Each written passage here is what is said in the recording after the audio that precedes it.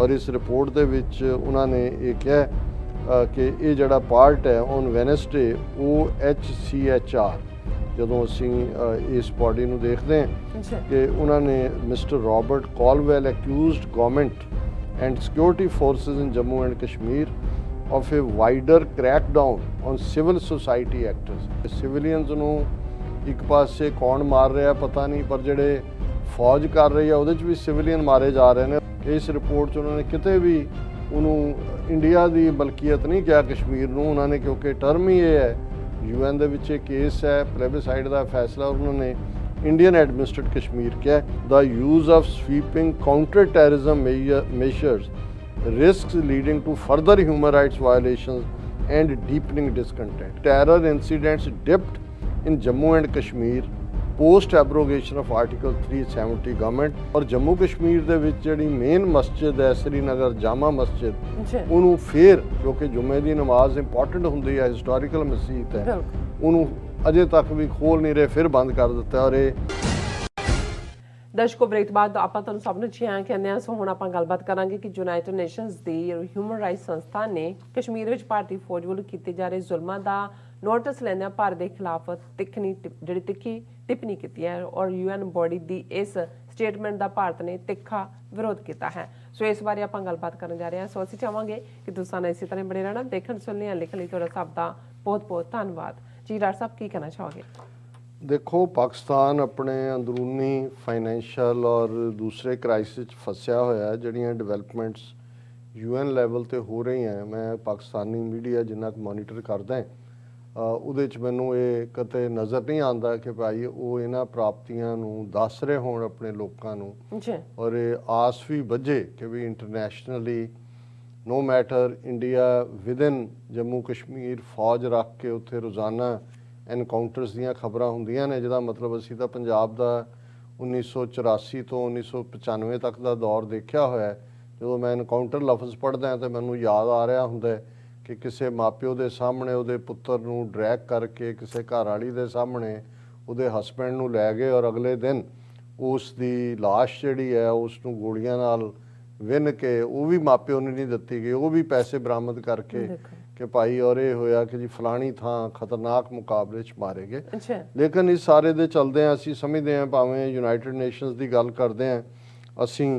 जदों देखदे हैं कि भी बहुत सारा पार्ट तां जिहड़ा ओह कागजी कार्रवाई तक ही हुंदा है, पर कोई भी फ्यूचर दा केस बनाउण दे लई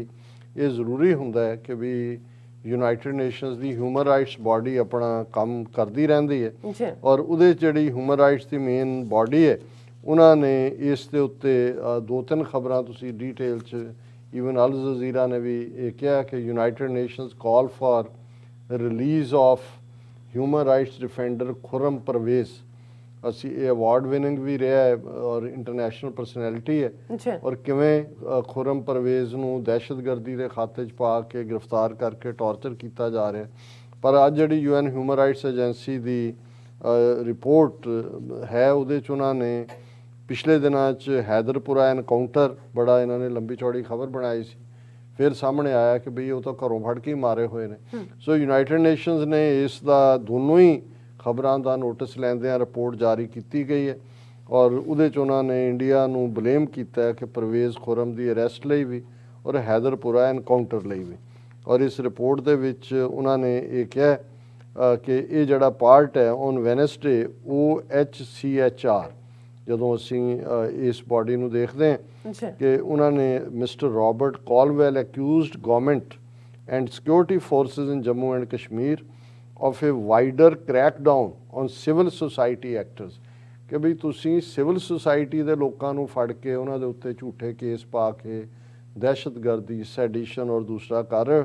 and also said that UN human rights office was increasingly alarmed over the rise in civilian killings including religious minorities by armed groups in Indian administered Kashmir and by security forces in the course of counter terrorism operations। कि civilians ਨੂੰ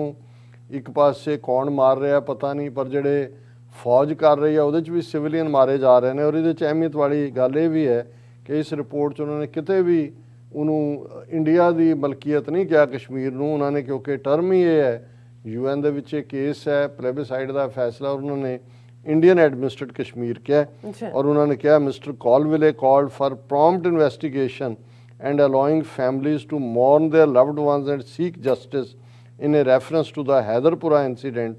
where bodies of civilians killed were buried by the security forces and later exhumed when families protested ਕਿ ਦਬਾ ਆਪ ਹੀ ਜਾ ਕੇ ਕਰਤਾ ਸੀ ਜਦੋਂ protest ਹੋਇਆ ਫਿਰ ਉਹਨਾਂ ਨੂੰ ਦਿੱਤਾ ਗਿਆ ਉਹਨਾਂ ਨੇ ਕਿਹਾ ਕਿ ਵੀ ਇਹ ਠੀਕ ਨਹੀਂ ਹੈ the use of sweeping counter terrorism measures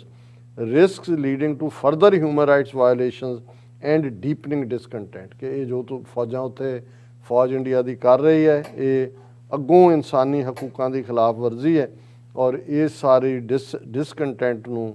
ਹੋਰ ਵੀ ਅੱਗੇ ਵਧਾਏਗਾ ਇੰਡੀਆ ਇਸ ਦੇ ਉੱਤੇ ਬੜੀਆਂ ਚੀਕਾਂ ਮਾਰੀਆਂ ਉਹਨਾਂ ਦਾ ਜਿਹੜਾ ministry of external affairs the spokesperson ਹੈ ਅਰਨਿੰਦਮ ਬਾਗਚੀ ਉਹਨੇ ਕਿਹਾ ਕਿ ਜੀ OHCHR statement betrays a complete lack of understanding on the part of our security challenges faced by India from cross-border terrorism and its impact on most fundamental human right to life. ਉਹ ਸਭ ਕੁਝ ਪਾਕਿਸਤਾਨ ਦੇ ਖਾਤੇ 'ਚ ਪਾਉਣ ਲਈ ਉਹਨਾਂ ਨੇ ਕਿਹਾ ਜੀ ਇਹ ਸਮਝ ਹੀ ਨਹੀਂ ਪਾ ਰਹੇ ਔਰ ਇਹ ਯੂਨਾਈਟਿਡ ਨੇਸ਼ਨਸ ਖਾਮਖਾਹ ਸਾਨੂੰ ਬਲੇਮ ਕਰ ਰਿਹਾ ਹੈ ਕਾਊਂਟਰ ਟੈਰਰਿਜ਼ਮ ਨੂੰ ਚੈੱਕ ਕਰਨ ਲਈ ਅਸੀਂ ਇਹ ਕੁਝ ਕਰ ਰਹੇ ਹਾਂ ਔਰ ਇਸ ਸਾਰੇ ਦੇ ਨਾਲ ਅਸੀਂ ਦੇਖਦੇ ਹਾਂ ਵੀ ਇੱਕ ਪਾਸੇ ਉਹ ਇਹ ਸਟੇਟਮੈਂਟ ਦੇ ਰਹੇ ਨੇ ਨਾਲ ਦੀ ਨਾਲ ਉਹਨਾਂ ਦਾ ਮਿਨਿਸਟਰ ਜਿਹੜਾ ਹੈ ਉਹ ਇਹ ਸਟੇਟਮੈਂਟ ਦੇ ਰਿਹਾ ਰਾਜ ਸਭਾ 'ਚ terror incidents dipped in Jammu and Kashmir post abrogation of article 370 government ਇਹ ਗਵਰਨਮੈਂਟ ਨੇ ਸਟੈਂਡ ਲਿਆ ਕਿ minister of state for home affairs Nityanand Rai said ਕਿ ਜੀ ਇੰਨੀਆਂ ਘਟਨਾਵਾਂ ਹੁਣ ਘਟ ਗਈਆਂ ਨੇ ਕਸ਼ਮੀਰ ਦੇ ਵਿੱਚ